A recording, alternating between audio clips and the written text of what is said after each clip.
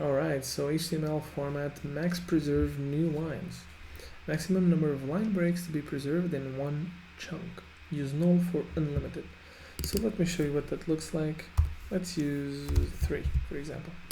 And if you have new lines here, and we save again, it's only going to allow you 3 new lines, right?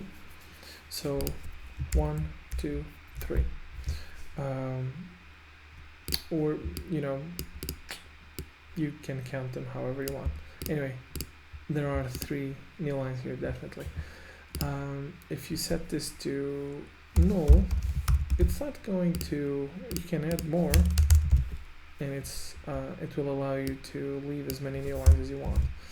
So I like to have that freedom. Not that I actually had that many new lines. Usually my code is very lean and mean, but I do enjoy having that freedom, and I see no reason to remove those new lines. So I'm going to leave this one as null.